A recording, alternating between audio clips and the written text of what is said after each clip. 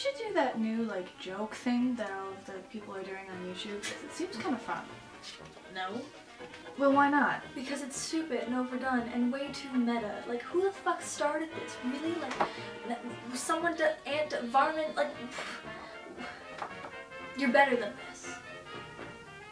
You're better than this. They're right. This joke is over. Let's stop. Save the children. I've decided that joke is done, but I wanted to get on it too, so. Writing a play is hard, and so for the course I'm in called Drama Production, or Drama Pro as it's called at my school, I had to write a play. The grade 12 curriculum directs the plays and the grade 11 curriculum writes the plays. For the play that I've had to write, it's been this terrible up and down of, oh, this is a good idea. Oh, this actually sucks. Oh, this doesn't make sense. Oh, you're giving me a premise, not a plot. You're giving me a plot, but no premise. These characters have no real development in your play, or there's no real story, or they're very two-dimensional, or your play is too deep, or there's too many meanings and stuff behind it, which seems to be my problem especially. You don't realize how hard it is to write a play until you have to write it when you don't want to write one. I had a lot of play ideas in the beginning, like two people meet in a dance class and turns out that they know each other from before because they used to date and they fucking hate each other, but they're forced to be partners. A lot of the play ideas sounded cliche, but then the stories that I had about them weren't, but everyone was just saying, it's overdone, it's overused, you can't do it, a play was like that last year or 2 years ago, we don't want that.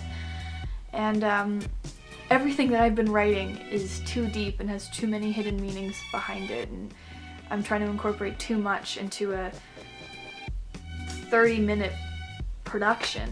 I didn't know that I was such a shitty playwright. So at school I'm in film, and in film you have to make films while also learning about the production side of film and how to edit and how to legitimately work a camera and how to write films and how to act in them and blah blah blah blah blah. We had this project called The Chase Scene, and it's essentially learning about chase scenes and how important they can be and how diverse they can be, and remembering to always follow direction and camera and stuff like that. So it's just a fun little project, and you can make up a story around it. It has to be like 3 to 5 minutes.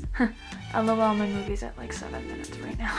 When you're working with people that don't necessarily put as much effort in as you want them to, or don't necessarily have much background with things like cameras and editing and directional and anything to do with film,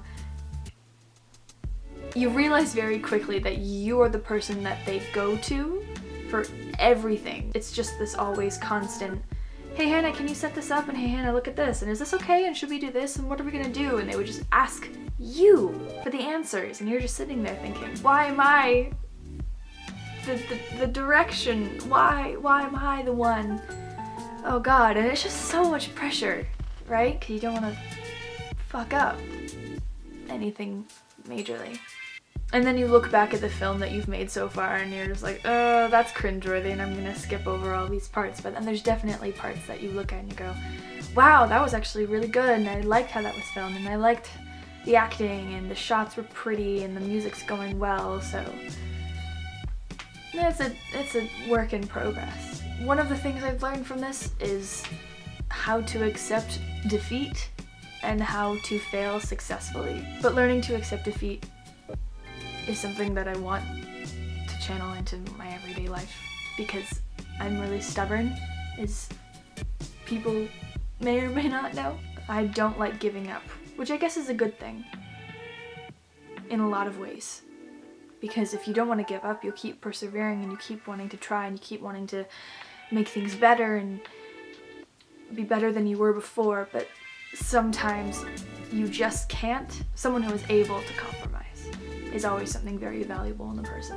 I also suck at math, but I feel like that's another video in itself where I'll try and try and try, but I just can't do it. And a lot of people say, oh, it's perseverance, but there's a point where you have to say, I just can't do it. It's just not something I was meant to do.